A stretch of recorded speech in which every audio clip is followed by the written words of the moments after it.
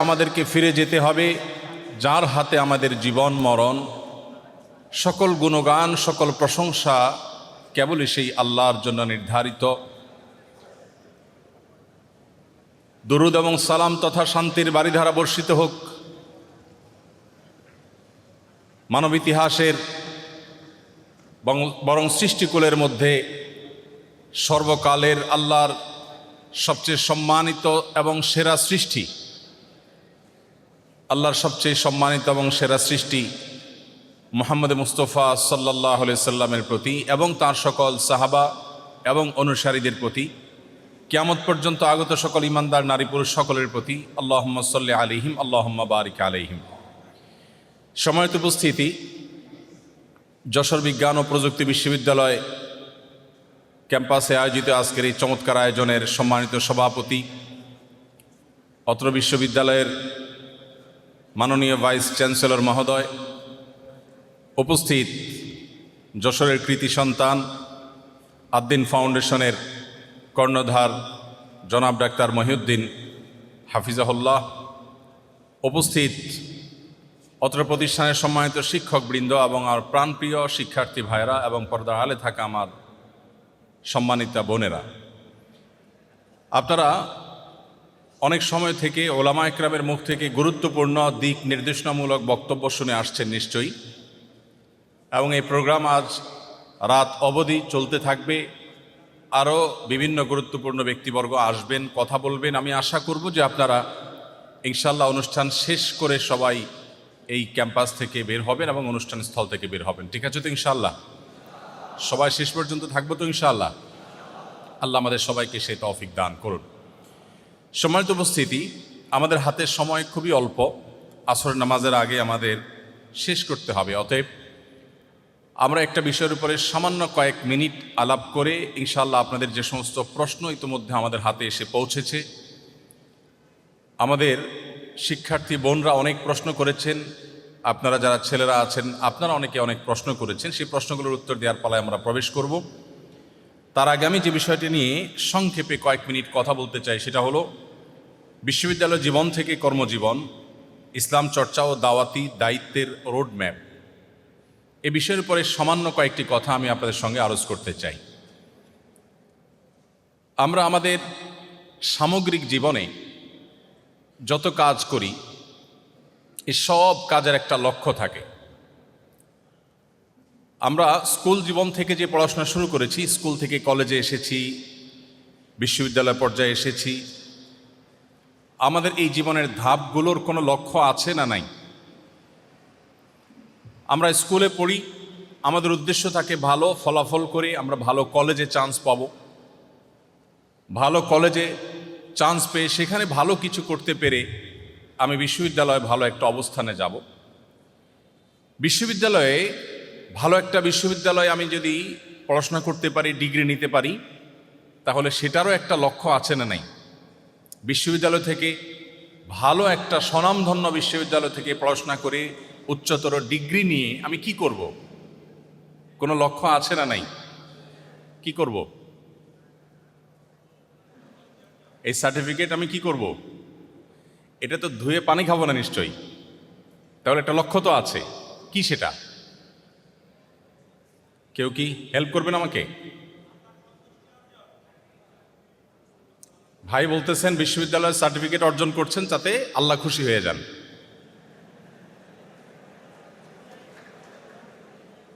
ওনার উত্তরটার সাথে কি আপনারা একমত? ডেফিনেটলি না। মানুষ বিশ্ববিদ্যালয়ে পড়ে, তার একটা লক্ষ্য আছে না নেই? আপনারা যারা পড়ছেন আপনাদের লক্ষ্য আছে না? তাহলে উত্তর দিতে আপনাদের কষ্ট হচ্ছে কেন?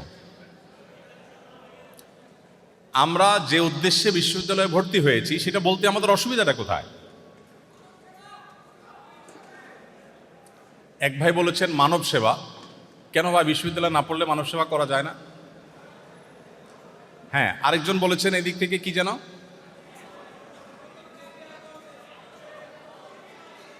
একেবারে সলিড সুগার কোটেড ছাড়া পিওর মনের আসল কথাটা বলবেন কে?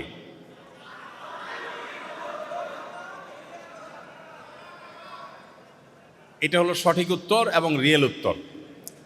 আমরা যে কোনো কিছু মানুষের কাছে বলার সময় একরকম জাহির করি, আর ভেতরে নিজের আরেকটা রূপ থাকে, ঠিক না ঠিক?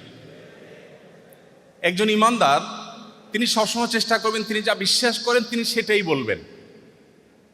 এই যে ধামাচাপা দিয়ে একটু ধানাই পানাই করে, একটু ঘুরিয়ে পেঁচিয়ে, ইনিয়ে বিনিয়ে ঘুরিয়ে পেঁচিয়ে কথাবার্তা বলা, এটা বিশেষ করে আমরা যখন গুরুত্বপূর্ণ কোনো আলাপে যাই তখন সেটা আমাদের জন্য সহায়ক হয় না। ধন্যবাদ, আপনারা সবাই প্রায় একমত হয়েছেন এবং সমস্যারে বলেছেন।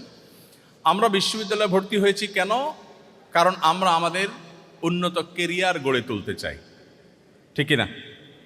আমরা এখানে পড়াশোনা করার মধ্য দিয়ে একটা ভালো সামাজিক অবস্থানে যাব, ভালো একটা চাকুরি পাবো, ভালো একটা কোম্পানিতে জব করব, সরকারি বেসরকারি প্রতিষ্ঠানে ভালো একটা পজিশনে যাব। বিশ্ববিদ্যালয়ে পড়ুয়া না হলে, এখান থেকে উচ্চতর ডিগ্রি না নিলে আমি সেটা করতে পারবো না। তাহলে আমার বিশ্ববিদ্যালয়ে পড়ারও একটা লক্ষ্য আছে। লক্ষ্যটা তো পরিষ্কার নাকি? কি সেটা? উন্নত কেরিয়ার গড়া। এ ব্যাপারে কারো ভিন্নমত থাকলে হাত তুলতে পারেন। কারো কোনো ভিন্নমত আছে? আমরা বিশ্ববিদ্যালয়ে পড়ি বা সারা বিশ্বময় যে মানুষ পড়ে, মূলত এটা নিজের কেরিয়ারটাকে উন্নত করবার প্রয়োজনে, ঠিক কিনা বলেন? আচ্ছা, আপনি বিশ্ববিদ্যালয়ে পড়াশোনা শেষে একটা ভালো কোম্পানিতে জব করলেন, হ্যান্ডসাম একটা স্যালারি আপনি পাচ্ছেন, বড় সড়ো একটা চেয়ার পেয়েছেন, বিশাল পাওয়ার আপনি হোল্ড করছেন, অনেক কাজ করার সুযোগ পাচ্ছেন।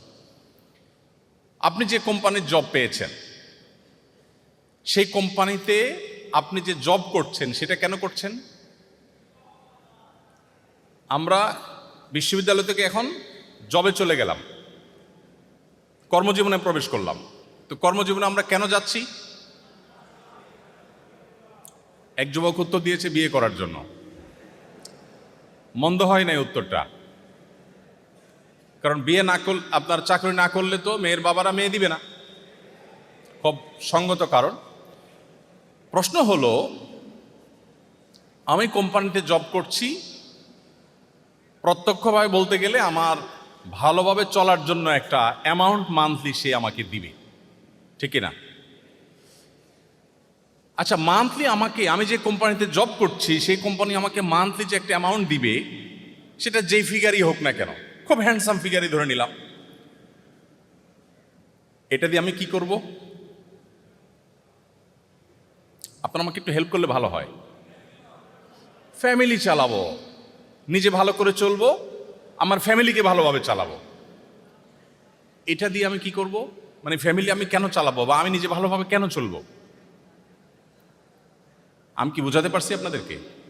কোম্পানি আমাকে একটা হ্যান্ডসাম স্যালারি দিবে, সেটা দিয়ে আমি খুব ভালো করে খেয়ে পরে বেঁচে থাকবো, আমার ফ্যামিলিকে খুব ভালোভাবে জীবনযাপন করবার ব্যবস্থা আমি করব। এটা কি কারণে? মানে আমি কেন ভালোভাবে বেঁচে থাকবো, তারা ভালোভাবে বেঁচে থাকবে, এটার একটা লক্ষ্য থাকবে না? এই বেঁচে থাকাটার উদ্দেশ্যটা কি? আমি বোধহয় বুঝাতে পারিনি আপনাদেরকে। আপনারা কি আমার প্রশ্নটা বুঝতে পেরেছেন?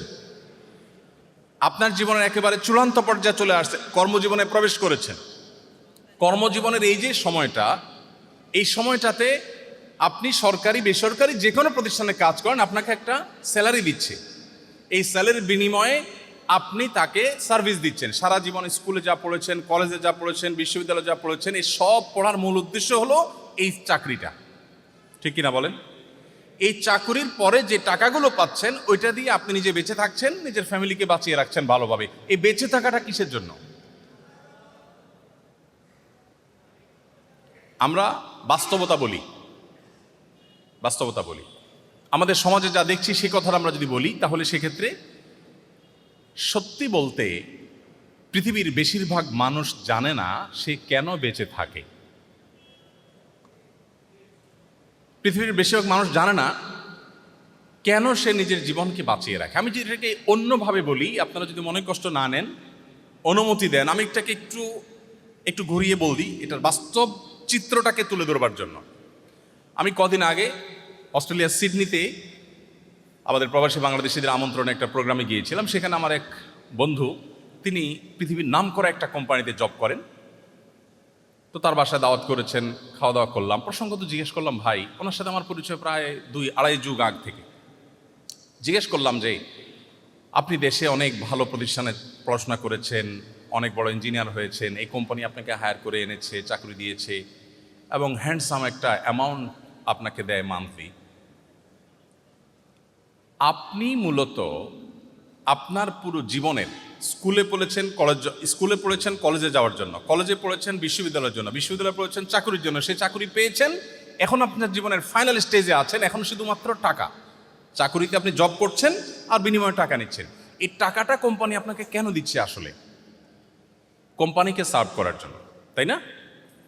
তাহলে ব্যাপারটা কি এরকম দাঁড়ালো না যে আমরা বিশ্ববিদ্যালয়ে পড়ে বা সমগ্র জীবন যা কিছু করেছি সব কিছু করে মূলত আমি একটা কোম্পানিকে, সরকারি বেসরকারি যে কোনো একটা প্রতিষ্ঠানকে আমি সার্ভ করার জন্য আমার পুরো জীবনকে উৎসর্গ করেছি। আমি কলেজে পড়েছি তার জন্য, স্কুলে পড়েছি তার জন্য, বিশ্ববিদ্যালয়ে পড়েছি তার জন্য, ক্যারিয়ার গড়েছি তার জন্য, বহু ট্রেনিং করেছি তার জন্য, বহু প্রশিক্ষণ নিয়েছি তার জন্য, বহু কিছু শিখেছি তার জন্য, নিজেকে স্মার্ট করেছি তার জন্য।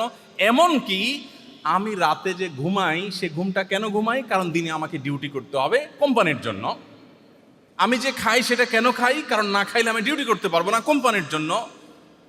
তাহলে দিন শেষে আমাকে কিছু টাকা দিয়ে কোনো একটা কোম্পানি তার ব্র্যান্ড ভ্যালু বাড়াচ্ছে, তার প্রতিষ্ঠানকে গ্রো করছে, পৃথিবীতে প্রতিষ্ঠিত করছে। আমি তার সার্ভেন্টের মতো, আমি তার পারপাস সার্ভ করার জন্য কিছু টাকা পাচ্ছি। সেই টাকা দিয়ে আমাকে আর আমার ফ্যামিলিকে সরল অর্থে বলতে গেলে ভালোভাবে বেঁচে থাকার ব্যবস্থা করেছে। আমি বেঁচে আছি কেন? তাকে সার্ভ করার জন্য। এই কনসেপ্টটা কি ঠিক আছে? এই যদি হয় আমাদের জীবনের লক্ষ্য,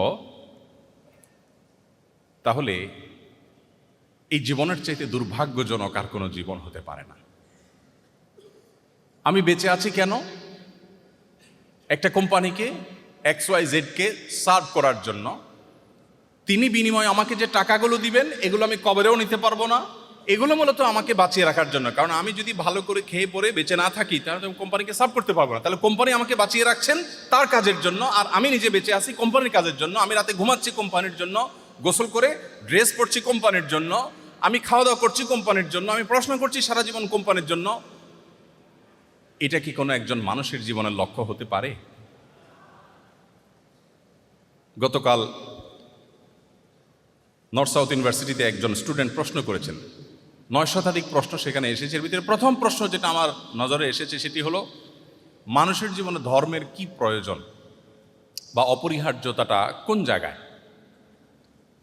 আমি এতক্ষণ যে কথাগুলো বললাম, এই কথাগুলোর আলোকে আমি বিনয়ের সাথে বলতে চাই, সেখানে কিছু কথা বলার চেষ্টা করেছি। আপনাদের উদ্দেশ্যে বলতে চাই, পৃথিবীর কোনো সভ্যতা, কোনো সংস্কৃতি, কোনো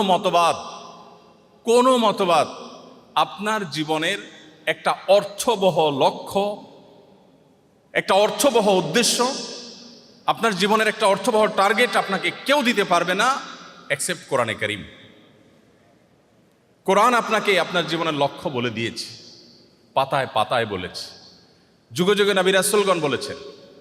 খেয়ে পরে ঘুমিয়ে নিজের জীবনটাকে পার করে দিয়ে এরপরে একসময় মরে মাটির সাথে মিশে যাওয়া, এটা অন্য 10টা প্রাণীর জীবন হতে পারে, কোনো মানুষের জীবন হতে পারে না। আল্লাহ বলেছেন, ওয়ালাকাদ কাররামনা বানি আদম, আমি মানুষের সন্তানকে সম্মানিত করেছি। আল্লাহর সম্মানিত সৃষ্টি, এই সৃষ্টি আল্লাহ তাআলা এমনি এমনি সৃষ্টি করেন না। আল্লাহ বলেছেন, আফা হাসিবতুম আন্নামা খালাকনাকুম আবাসা ওয়া আন্নাকুম ইলাইনা লা তুরজাউন, তোমরা কি মনে করেছো তোমাদেরকে আমি অহেতুক সৃষ্টি করেছি? জাস্ট খেয়ে পরে কোনো রকম বেঁচে থেকে জীবনটাকে পার করে দিয়ে, ঘুমে খেয়ে নে জীবনটাকে অতিক্রম করে দিয়ে ধপ করে একদিন মরে গেলে, মাটির সাথে মিশে গেলে, তোমাদেরকে আমি অর্থহীন লক্ষ্য উদ্দেশ্য ছাড়া এমনিতেই সৃষ্টি করেছি, এটা তোমরা মনে করছো? আমার কাছে তোমাদের আর ফিরে আসতে হবে না, এই মনে করে বসে আছো তোমরা? প্রিয় ভাই আমার, আপনি যদি কোরআন খোলেন আপনার জীবনের লক্ষ্য খুঁজে পাবেন, আপনার জীবনের উদ্দেশ্য খুঁজে পাবেন।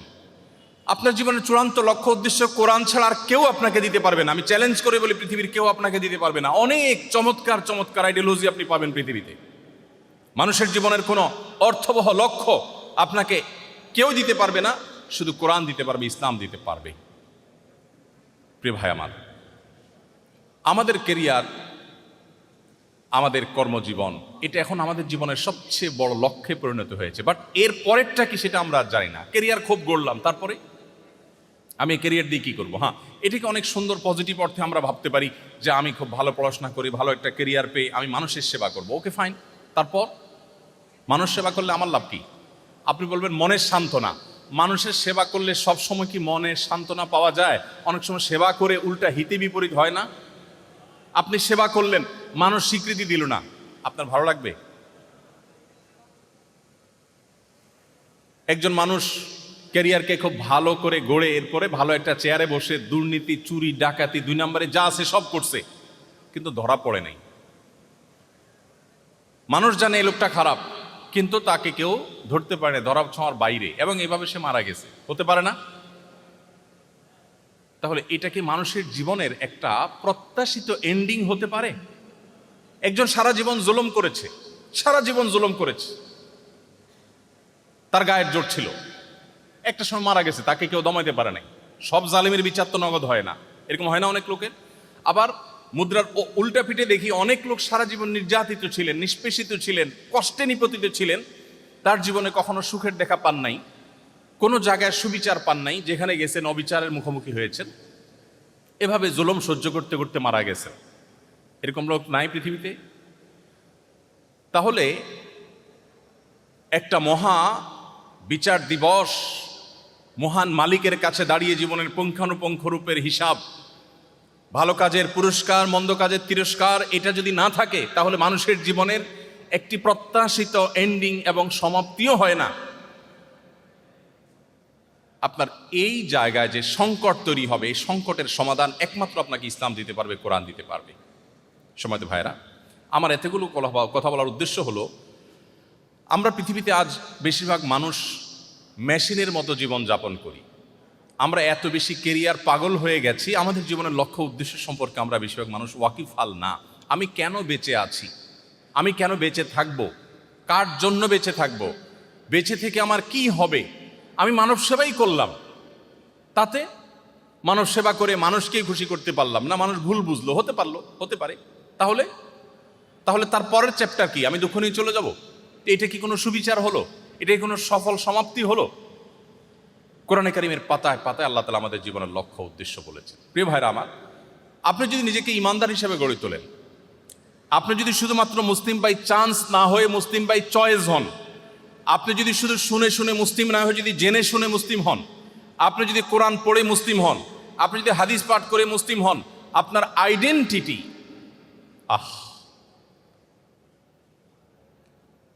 এটা অত্যন্ত দুর্ভাগ্যজনক একটি জায়গা। আমাদের আইডেন্টিটি আজ পরিবর্তন হয়ে গেছে। আমরা কে আমরা জানি না, আমরা কে আমরা বলতে পারবো না। আমরা পরিচয় জানি অমুকের ছেলে, বুঝলাম অমুকের ছেলে, তিনি তার ছেলে, তিনি তার ছেলে। তারপর আজ আমাদের সবচেয়ে বড় সংকটের জায়গাগুলোর মধ্যে একটা হলো আমাদের আত্মপরিচয় আমরা ভুলে গেছি। আমাদের আত্মপরিচয় আমরা হারিয়ে ফেলেছি, আমরা জানি না আমরা কে।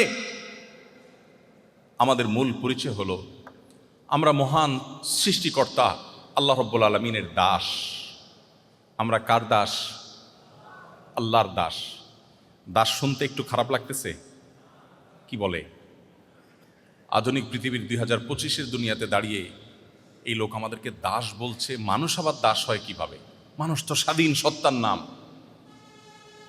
আমাদের এই শব্দ শুনতে হয়তো খারাপ লেগে থাকতে পারে। আমি এটা বোঝানোর জন্য বলি, এলাকাতে গ্রামে গঞ্জে যারা এলাকার যে পলিটিক্স সেটা করেন, অথবা জাতীয় পলিটিক্সের অংশ, নেতাগোতা যারা হন, এদের যারা আগায় যোগায় দেয়, সাথে থাকে, এদেরকে একেবারে স্থানীয় ভাষায়, গাঁইয় ভাষা কি বলে? চামচা বলে। সঠিক বলেছেন। নেতার সাথে একটু আগায় যোগায় দেয়, পিএসগিরি করে, এটা কি বলে? চামচা বলে। খারাপভাবে চামচা বলে, ভালোভাবে বললে সহকারী বলে। কেউ কারোর চামচা এই শব্দটা শুনতে কি কারোর কাছে ভালো লাগবে? ভালো লাগবে না। কিন্তু এই সহকারীটা যদি মহামান্য রাষ্ট্রপতির ব্যক্তিগত সহকারী হয়, মহামান্য প্রেসিডেন্টের যদি ব্যক্তিগত সহকারী হয়, প্রধানমন্ত্রীর ব্যক্তিগত সহকারী হয়, তাহলে সেক্ষেত্রে এটা শুধু গৌরবের না, সে এই নাম বেচে বেচে ভাঙিয়ে ভাঙিয়ে যে কত কাজ করবে, উনি অমুকের পিএস, অমুকের সহকারী, তখন এই চামচা পরিচয়টা বিরাট গৌরবের। কারণ এই চামচা কোনো মেম্বারের চামচা না, চেয়ারম্যানের চামচা না, এটা প্রেসিডেন্টের সহকারী। ঠিক না ঠিক? প্রেসিডেন্টও মানুষ, আমিও মানুষ। তিনি রক্ত মাংসে তৈরি, আমিও রক্ত মাংসে তৈরি। প্রেসিডেন্টকে যিনি সৃষ্টি করেছেন, গোটা সৃষ্টি জগৎ যার সৃষ্টি, আমি সে আল্লাহর দাস। এই পরিচয়টা গৌরবের না? গৌরবের না? মহা গৌরবের। আল্লাহর দাস হওয়া সহজ কথা না। আমাদের এই পরিচয় আমরা আজ হারিয়ে ফেলেছি, আমরা জানি না। আমাদেরকে ভুলিয়ে দেওয়া হয়েছে, এটা এক মেকানিজমের অংশ। আমাদেরকে ভুলিয়ে দেওয়া হয়েছে আমরা কে, আমরা কোথা থেকে এসেছি, আমরা কোথায় যাব, আমাদের এন্ডিং কোথায়, আমাদের গন্তব্য কোথায়, আমাদের লক্ষ্য কি, আমাদের উদ্দেশ্য কি, আমাদের আল্লাহর সামনে একদিন দাঁড়াতে হবে, আমরা ভুলে গেছি। আমাদের ভুলিয়ে দেওয়া হয়েছে। এই বস্তুবাদ, এই ভোগবাদ গোটা পৃথিবীর মানুষকে অন্ধের মতো করে দিয়েছে। কোনো মোমবাতি জ্বালালে যেরকম একের পর এক পোকামাকড় এসে সেখানে পড়ে, আমরা আজ এক অজানার উদ্দেশ্যে পাড়ি জমিয়েছি, গোটা জীবন শেষ করে ফেলছি। পৃথিবীর উন্নত দেশগুলোতে যাবেন, কারণ নামার সময় নাই, খাওয়ার সময় নেই। এমনকি পৃথিবীর জাপানের মতো দেশ, অনেক উন্নত দেশ আছে, তরুণরা ফিজিক্যাল রিলেশন করবার সময় 30-40 বছর বয়সে পর্যন্ত একবারও পায়নি, এরকম বহু তরুণ আছে, কারণ তার হাতে সময় নেই। কিরে ভাই, এত ব্যস্ত কিসের জন্য? কিসের জন্য সেটা হয়তো তাকে জিজ্ঞেস করলে তিনিও বলতে পারবেন না। একটা চাকরি করছেন, একটু জব নিচ্ছেন, একটু ভালো ক্যারিয়ারে তিনি আছেন, ভালো ক্যারিয়ার গড়ে তোলার জন্য কাজ করছেন, বাট তারপরে কি, এই তারপরের কি, এটা তো জীবন লক্ষ্য হতে পারে না। এই জন্য দেখবেন যারা আল্লাহতে বিশ্বাসী না, যারা আখেরাতে বিশ্বাসী না, এই মানুষগুলো প্রচণ্ড রকমের ডিপ্রেশন এবং ফ্রাস্ট্রেশনে ভোগে। দুর্ভাগ্যজনক সত্য যে আমাদের স্টুডেন্টরা, মুসলিমদের সন্তানরা, তরুণরা, আমরা অনেকে ফ্রাস্ট্রেশনে ভুগি, অনেকে আমরা দুশ্চিন্তায় ভুগি, আমরা অনেকে নানান হতাশায় ভুগি। কোরআন বলেছে, ওয়ালা ইয়াইআস মির রাউহিল্লাহি ইল্লাল কওমুল কাফিরুন, আল্লাহর রহমত থেকে আশা ছেড়ে দেওয়া, নিরাশ হওয়া, এটা শুধুমাত্র অবিশ্বাসী দ্বারা সম্ভব। কোনো বিশ্বাসী মানুষ, কোনো ইমানদার মানুষ, আল্লাহ এবং আখিরাতে বিশ্বাস করে, সে কখনো নিরাশ হতে পারে না। সে জানে সব কিছু আল্লাহর হাতে। আমার যদি দেয়ালে পিঠ ঠেকেও যায়, তারপর আল্লাহ সেখান থেকে আমাকে ব্যাক করাতে পারেন কি পারেন না। অতএব ইমানদার কখনো হতাশ হতে পারেন না। এই জন্য ইসলামে আত্মহত্যা কল্পনারও অতীত। কোনো মুসলমান আত্মহত্যার কথা চিন্তাও করতে পারে না। যদি কেউ আত্মহত্যা করে, চিরকাল তাকে জাহান্নামে শাস্তি দেওয়ার কথা নবীজি বলেছেন, আর কঠোর কঠোর কথা বলেছেন। আত্মহত্যাকারী ব্যক্তির জানাজা খোদ নবীজি পড়েন নাই, এবং সমাজের ইমাম সাহেবরা পড়বে না, এবং এটা জঘন্য অপরাধ, এবং এটা শাস্তি নিশ্চিত জাহান্নাম। আরো কঠোর বার্তা নবীজি বলেছেন। কারণ মুসলমান কখনো আত্মহত্যা করতে পারে না, কারণ আত্মহত্যা ডিপ্রেশন থেকে আসে, এটা মুসলমান দ্বারা হতে পারে না। প্রিয় ভাইরা আমার, আমাদের জীবনের লক্ষ্য উদ্দেশ্য আমরা যদি ঠিক করতে চাই, তাহলে আমাদেরকে মুসলিম হতে হবে, আল্লাহর কাছে আত্মসমর্পণ করতে হবে, তাহলে জীবনের লক্ষ্য খুঁজে পাবো। আর যখন জীবনের লক্ষ্য খুঁজে পাবো, তখন জীবনের প্রতিটি নেগেটিভ বিষয়ের মধ্যে আপনি পজিটিভিটি খুঁজে পাবেন। প্রতিটি নেগেটিভ বিষয়ের মধ্যে পজিটিভিটি খুঁজে পাবেন। এবার আসুন, আমি একজন ইমানদারের আয়নায়, একজন ইমানদারের চশমায়, একজন ইমানদারের চোখে বিশ্ববিদ্যালয় জীবনকে, কলেজ জীবনকে একটু দেখার চেষ্টা করি। একজন মানুষ যখন তিনি বিশ্বাস করেন যে কোনো মুহূর্তে আমার মৃত্যু হবে, আল্লাহর সামনে দাঁড়াতে হবে, জীবনের প্রতিটি মুহূর্তে হিসাব দিতে হবে, আমি ভালো কাজ করলে আমার জন্য হবে, মন্দ কাজ হলে আমার উপরে আসবে। আল্লাহ কোরআনে বলেছেন, মান আমিলা সালিহান ফালিনাফসি, কেউ যদি ভালো কাজ করে তার নিজেরই লাভ, ওমান আসআ ফাআলাইহা, আর যদি কেউ খারাপ কাজ করে তার পরিণতি তাকেই ভোগ করতে হবে, অন্য কারোর কিছু হবে না। কোরআনের প্রতি অগাধ বিশ্বাস এবং পরিপূর্ণ ঈমানের জায়গা থেকে একজন মানুষ যদি স্কুলে পড়েন, তার উদ্দেশ্য হবে ভালো কলেজে যাব, ভালো কলেজে পড়ে ভালো বিশ্ববিদ্যালয়ে যাব, ভালো বিশ্ববিদ্যালয়ে যাইলে ভালো পড়াশোনা করে আমি মানুষের সেবা করে আল্লাহর কাছ থেকে বিনিময় আশা করব। মানুষের সেবা করার পর মানুষ যদি আমাকে কোনো স্বীকৃতি নাও দেয়, ডাজ নট ম্যাটার, আল্লাহ তো ভুল করবেন না, তিনি আমাকে স্বীকৃতি দিবেন। জীবনের একটা অর্থ খুঁজে পাওয়া যায় কি যায় না? যায় কি যায় না? প্রিয় ভাই আমার, আমি আপনাদেরকে আহ্বান করব ইসলামে পরিপূর্ণভাবে প্রবেশ করবার। আপনি হয়তো বলবেন, আমি তো মুসলমান আছি, আমি মুসলমান আছি নামকা ওয়াস্তে, আমি মুসলমান আছি বাই চান্স, মুসলমান আছি আমি না জেনে না বুঝে, মুসলমান আছি আমি জন্মসূত্রে। আমি আপনাকে বুঝে শুনে মুসলিম হওয়ার আহ্বান করছি। ইসলামের চাইতে যৌক্তিক জীবনের কোনো লক্ষ্য, উদ্দেশ্য, জীবনের কোনো টার্গেট, জীবনের চূড়ান্ত এবং সুন্দর প্রত্যাশিত, কাঙ্ক্ষিত, এক্সপেক্টেড পরিণতি, এন্ডিং, সমাপ্তি আপনাকে আর কেউ দিতে পারবে না। এজন্য আপনাকে ইসলামে আসতে হবে। ইসলামে আসার সবচাইতে বড় সুফলগুলোর মধ্যে থেকে একটা হলো, যেটা আমি একটু আগে বললাম, ইসলামে আসার পর আপনার জীবনে আর হতাশা কাজ করবে না। হতাশা কোনোভাবে আপনাকে স্পর্শ করবেই না। একজন সাহাবী খেজুর খাচ্ছিলেন, খেজুর, হাদিসটি আপনারা শুনেছেন অনেকেই। কোথায় খেজুর খাচ্ছিলেন? রণাঙ্গনে, যুদ্ধক্ষেত্রে, জীবন মৃত্যুর খেলা চলছে, যেখানে 1 সেকেন্ডের এদিক সেদিক হলে গর্দান উড়ে যাবে, সেই জায়গায়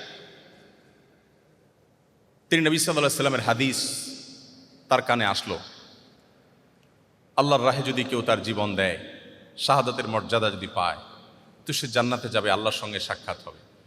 তার খেজুরের পুটলিগুলো, পুটলিতে যে থাকা খেজুরগুলো, এগুলো তার কাছে বোঝা মনে হলো, এগুলো ছুঁড়ে ফেলে দিলেন, যেগুলো খাওয়ার সময় কই।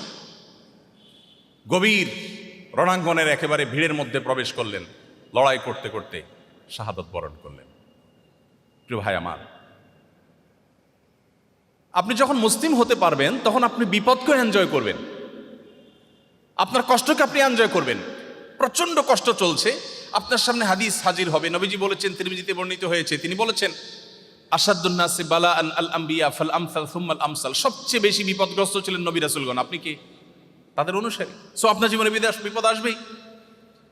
আপনার সামনে আরেকটি হাদিস আসবে, নবীজি সাল্লাল্লাহু আলাইহি ওয়াসাল্লাম বলেছেন, ইন্নাল্লাহা ইযা আহাব্বা কওমান ইবতালাহুম। আল্লাহ যখন কোনো সম্প্রদায়কে ভালোবাসে, তাকে পরীক্ষার মধ্যে ফেলেন, বিপদে ফেলেন। আপনার কাছে বিপদটাও এনজয় করার মতো একটা বিষয় হবে। আপনার জীবনে নেগেটিভ জিনিসের মধ্যে আপনি পজিটিভ জিনিস খুঁজে পাবেন। কোনো বিপদ হয়েছে, আপনি নিশ্চিত হবেন, আল্লাহর হুকুম ছাড়া, আল্লাহর নির্দেশ ছাড়া আমার জীবনে কিছু ঘটে না, আল্লাহর ইলমের বাইরে কিচ্ছু হয় না। সো এই বিপদের মধ্যে আমার কোনো কল্যাণ আছে, আমি নিশ্চিন্তে সেটাকে মেনে নেই, গভীরভাবে বিশ্বাস করি। আপনি সেটাকে এনজয় করবেন, ভালো লাগবে। আর ঈমান যদি না থাকে, আপনি জাস্ট বলবেন, ও স্যাড, ব্যাস। এরপর আপনার সান্ত্বনা কে?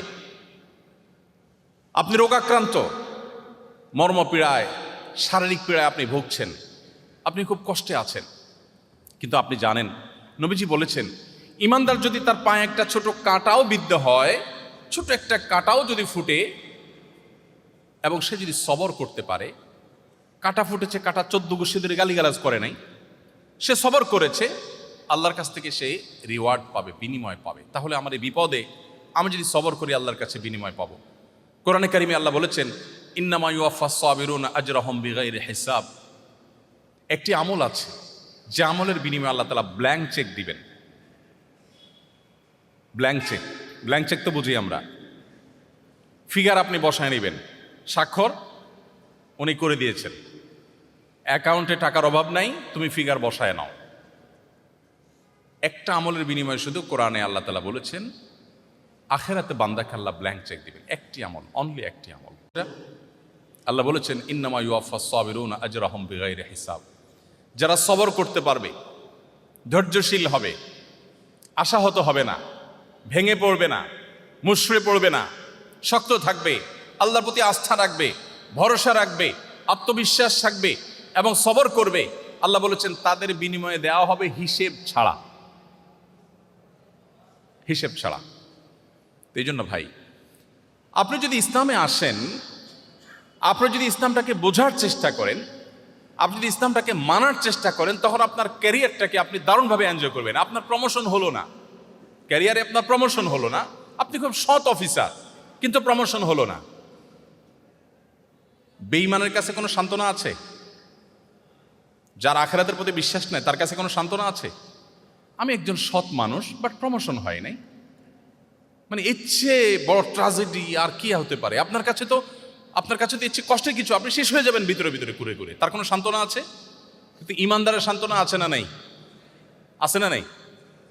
আমার টার্গেট ছিল, আমি প্রশাসনের সর্বোচ্চ লেভেলে যাব, আমি পড়াশোনা করে ভালো একটা জায়গায় যাব, যে আমি দুর্নীতিকে জাদুঘরে পাঠাবো, এদেশে মানুষের মুখে হাসি ফোটাবো, আমি অপ্রশাসনের বিরুদ্ধে সংগ্রাম করব, আমি সমাজে উদাহরণ হব, আমি মানুষের জন্য কাজ করব।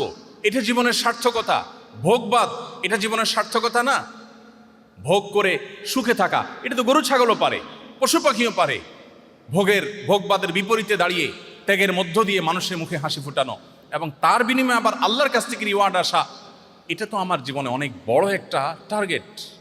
এই টার্গেট যদি আমি ফুলফিল নাও করতে পারি, আমার প্রমোশনই হলো না, চাকরিটাই হলো না, জায়গা মতো যেতেই পারলাম না, ইমানদারের সান্ত্বনার জায়গা হলো নবীজি বলেছেন মানহাম্মা বিহাসানাতিন ফালাম ইয়ামালহা, কেউ যদি কোনো ভালো কাজ করবার সংকল্প করে কিন্তু করতে না পারে, আল্লাহ তাআলা তাকে ওই কাজটা করার যেহেতু ইচ্ছার কোনো ত্রুটি ছিল না, কিন্তু সে পারে নাই, তার প্রমোশন হয় নাই, তার চাকরিটা হয় নাই, ব্যাটে বলে হয় নাই, তার স্বপ্ন ছিল, তার ইচ্ছা ছিল, ইচ্ছাতে কোনো খাদ ছিল না, সে সঠিক সিদ্ধান্ত গ্রহণ করেছে বাট হয়ে ওঠেনি, নবীজি বলেছেন কুতিবাত লাহু হাসানাহ, সে যা নিয়ত করেছে ওইটা নিয়ত করে করলে যা সওয়াব পেত, নিয়ত করে সেটা করতে না পারলেও আল্লাহর কাছে সমপরিমাণ সওয়াব লাভ করবে।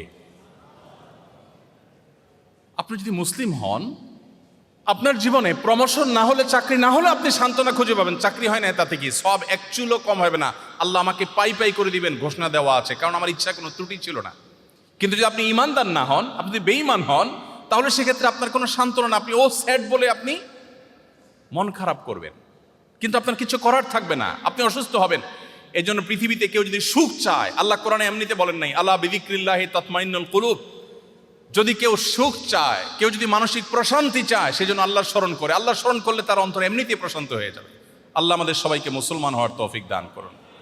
প্রিয় ভাইয়েরা আমার, আমাদের সবচেয়ে বড় পরিচয় আমরা মুসলমান, এই পরিচয়টা আজ হারিয়ে গেছে। আমাদের পেশাগত পরিচয়, আমাদের অন্যান্য পরিচয়গুলো আজ আমাদের মূল পরিচয়কে ছাপিয়ে গেছে। আমাদের মূল পরিচয়কে পিছনে ফেলে অন্যান্য পরিচয়গুলো বড় হয়েছে।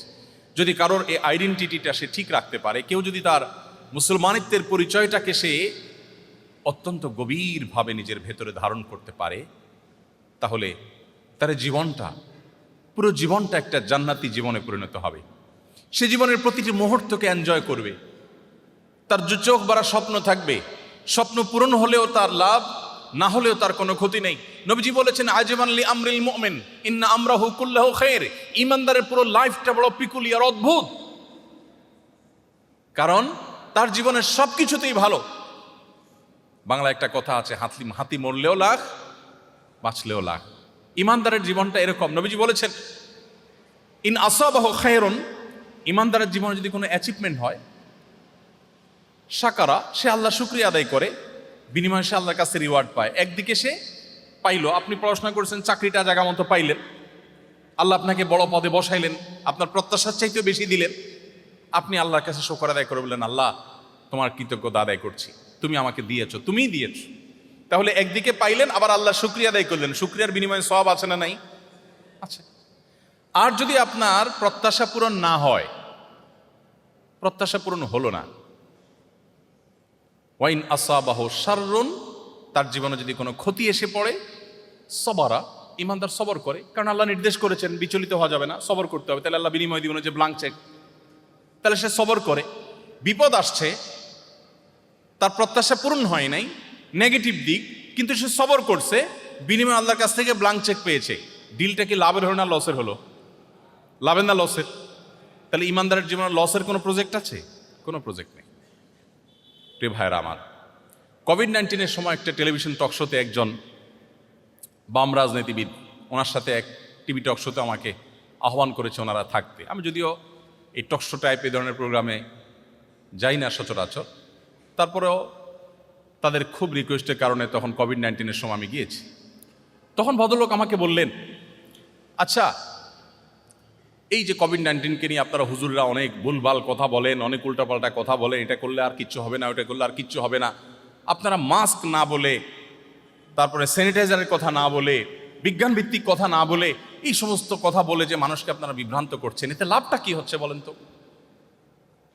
তো আমি বললাম ওনাকে যে দেখেন, একজন মানুষ তার জ্ঞান, গবেষণা এবং অভিজ্ঞতা দ্বারায় প্রমাণিত হয়েছে এটা তার জন্য লাভজনক, তখন সেটা গ্রহণ করতে ইসলাম নির্দেশ করে। কোনোটা ক্ষতিকর হলে সেটা থেকে বিরত থাকতে ইসলাম নির্দেশ করে। অতএব আমার মাস্ক এবং স্যানিটাইজেশন এটা যদি আমার জন্য, স্বাস্থ্যের জন্য ভালো হয়, এটা প্রমাণিত, তাহলে এটা আমাকে ধারণ করতে হবে, ইসলাম সেটা বলে। কোনো আলেম যদি এগুলো ফেলে দিতে বলে, দিয়ে তাওয়াক্কুল করতে বলে, এটা ইসলাম বলে না, এটা ইসলামের ওই আলেমের ব্যক্তিগত মত হতে পারে। তবে আলেম যে তাকে আল্লাহর উপর ভরসা দিচ্ছে, আল্লাহর ভরসার কথা বলছে, এটার লাভ হলো এর ফলে সে প্রচণ্ড একটা মানসিক শক্তি পায়, যেটা আপনি একজন অবিশ্বাসী হলে পাবেন না। আমি সব ব্যবস্থা গ্রহণ করার পরে বলি, আরে মাছ তো পড়লাম দামিটা, সবই ঠিক করলাম, কিন্তু হবে কি হবে না রোগ, এটা আল্লাহর হাতে, অতএব আল্লাহ ভরসা। এই যে কনফিডেন্ট তার মধ্যে চলে আসে, আপনার তো কনফিডেন্টের জায়গা নাই। আল্লাহ কোরআনে বলেছেন, যালিকা বিআন্নাল্লাহা মাওলাল্লাযীনা আমানু আন্নাল কাফিরিনা লা মাওলা লাহুম। ইমানদারদের একজন অভিভাবক আছে। ইমানদারের একজন কি আছে? অভিভাবক আছে। যে অবিশ্বাসী কাফের, তার কোনো অভিভাবক নেই, তার কোনো যাওয়ার জায়গা নেই। ঢাকা বিশ্ববিদ্যালয়ে একজন শিক্ষক আমাকে কোনো একটা প্রোগ্রামে বলছিলেন, ব্যক্তিগতভাবে না, আমি ওই প্রোগ্রামে ছিলাম, ব্যক্তিগতভাবে সম্ভবত কোনো এক সময় বলেছেন, যাই হোক, তিনি বলছিলেন যে আমার এক স্টুডেন্ট, মুসলমানের ছেলে, হঠাৎ নাস্তিক হয়ে গেছে। বলে যে ধর্মকর্ম আমার ভালো লাগে না, আমার মনে হচ্ছে এগুলো মানুষ বানানো।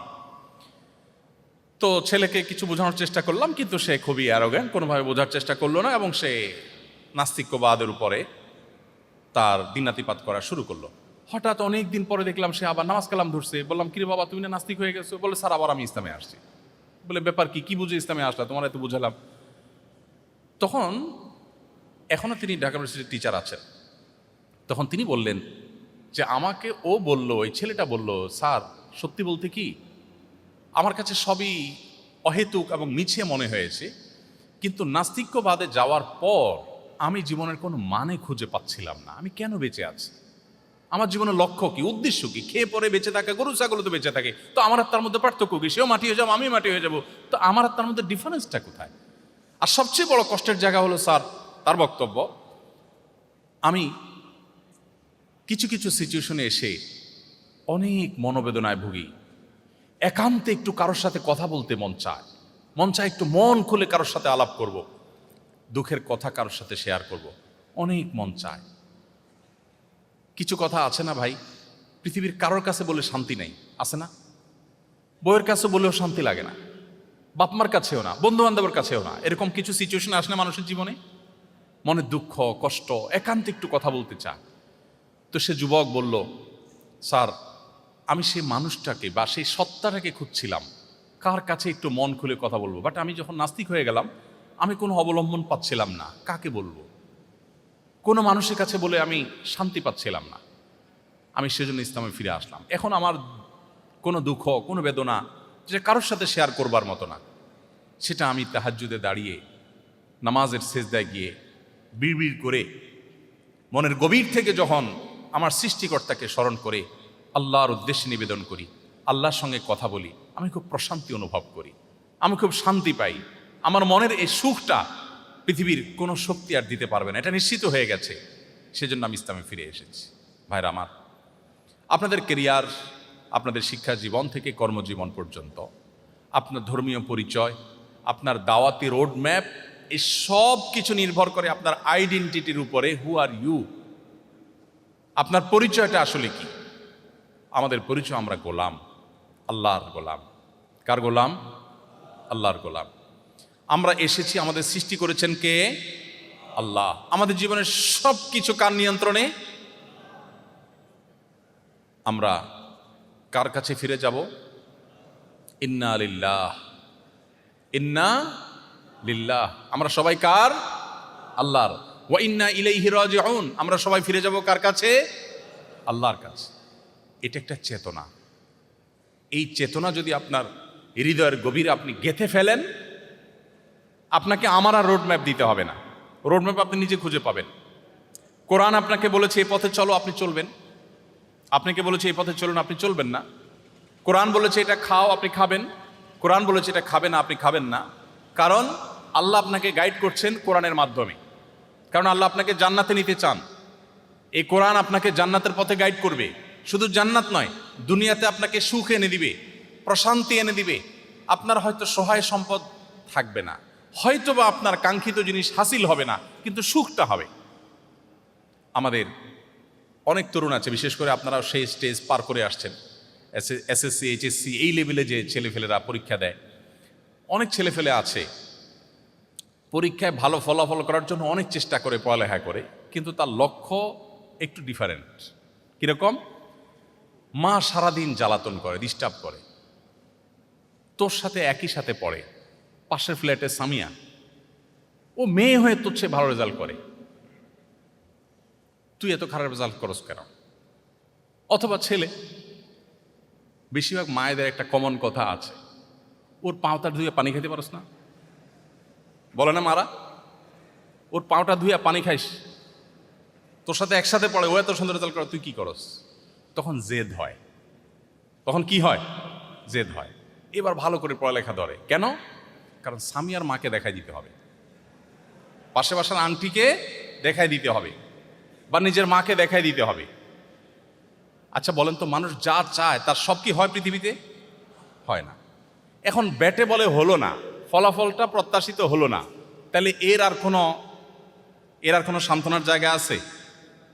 এই জন্য দেখবেন এসএসসি এইচএসসি ফলাফল প্রকাশ হবে, অনেকে আত্মহত্যা করে, ডিপ্রেসড হয়ে যায়।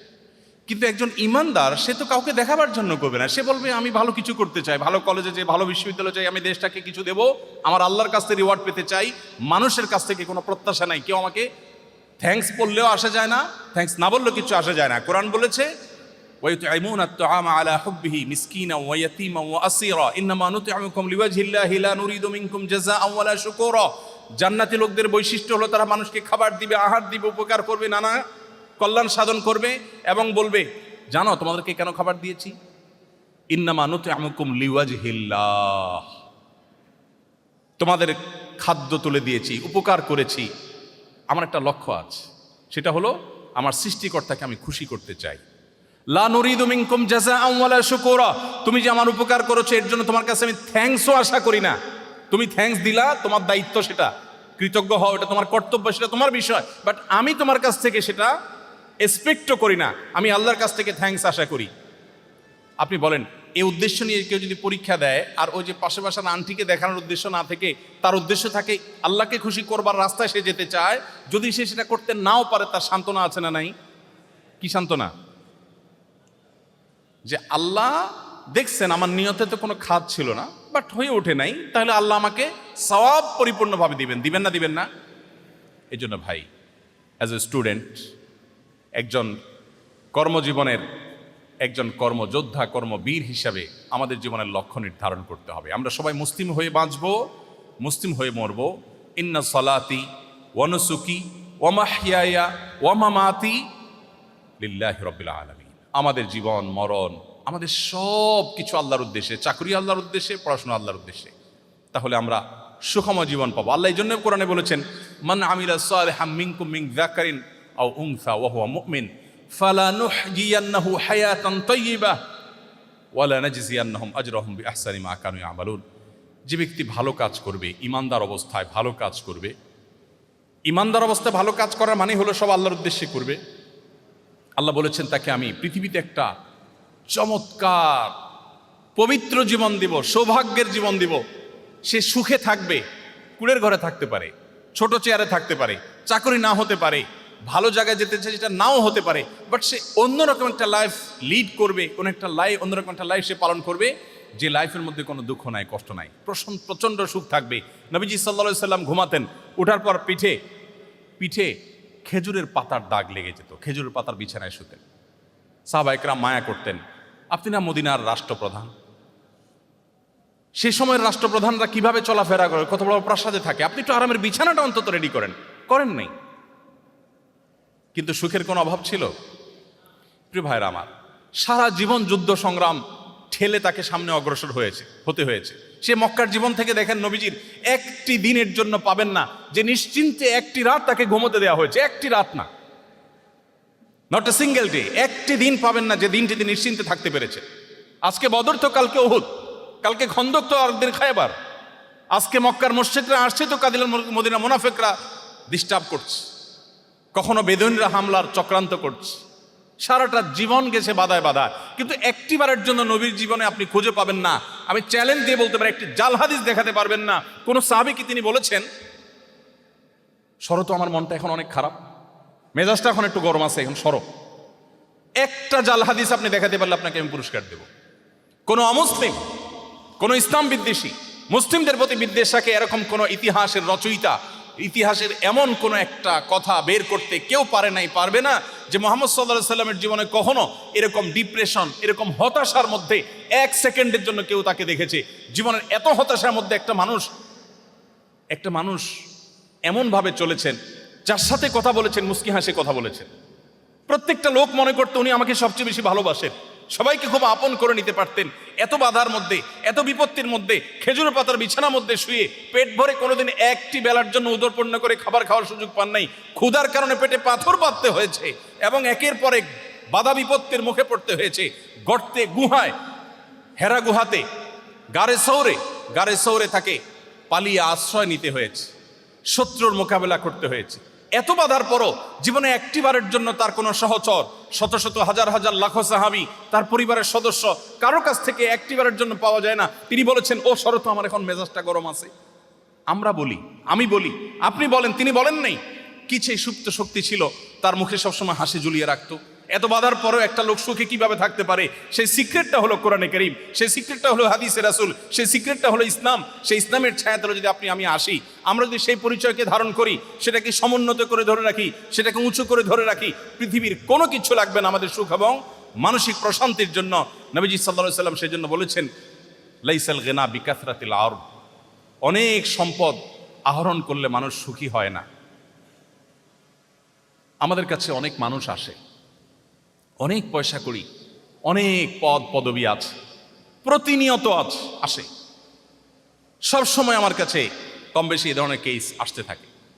পাওয়ারফুল পলিটিশিয়ান, মানুষ অনেক কিছু মনে করে জানে, পাওয়ারফুল ব্যবসায়ী, অনেক প্রভাব প্রতিপত্তি, মনের বেদনার কথা মাঝে মধ্যে আমাদের মতো হুজুরদের কাছে এসে শেয়ার করে, চোখের পানি অঝোর ধারা ফেলতে থাকে। নবীজি এই কথাটাই বলেছেন, অনেক সম্পদ আহরণ করে ফেললে মানুষ সুখী হয় না। ওয়ালাকিন্নাল গিনা গিনান নাফস, মানসিকভাবে কেউ যদি সুখী হতে পারে, মনের দিক থেকে কেউ যদি সুখী হতে পারে, অন্তরটা যদি আল্লাহর জন্য সঁপে দিতে পারে, নিবেদন করতে পারে, সেই শুধু সুখী হয়। আমরা সবাই মুসলিম হওয়ার চেষ্টা করবো তো ইনশাআল্লাহ। আমাদের আইডেন্টিটি, আমাদের আত্মপরিচয় যদি আমরা খুঁজে পাই, আমরা যদি সে পথে থাকতে পারি, আমার কর্মজীবনের দিক নির্দেশনা, আমার ছাত্র জীবনের দিক নির্দেশনা আমাকে কোরআন দিবে, হাদিস দিবে, সেটাকে আমি আমার মাথা পাতে নেব। আমরা সবাই চেষ্টা করবো তো ইনশাআল্লাহ। আমি একটু সংক্ষেপ করে বলতে চেয়েছিলাম, কিন্তু লম্বা হয়ে গেছে। আল্লাহ তাআলা আমাদেরকে বোঝার তৌফিক দান করুন, আমাদের জীবনের লক্ষ্য খুঁজে পাওয়ার তৌফিক আল্লাহ তাআলা দান করুন, খাঁটি মুসলিম হওয়ার তৌফিক দান করুন। আমার সবচেয়ে বড় পরিচয় আমার মুসলমানিত্বের পরিচয়, অন্যদের সমস্ত পরিচয় আমার কাছে এর চেয়ে ছোট পরিচয়। অতএব ওই পরিচয়টাকে আমি বড় করে ধরে রাখলে আমাকে গাইড করবে কোরআন, আমাকে গাইড করবে হাদিস, আমি সুখ পাবো দুনিয়াতে এবং আখিরাতে। আল্লাহ আমাদের সবাইকে আমলের তৌফিক দান করুন।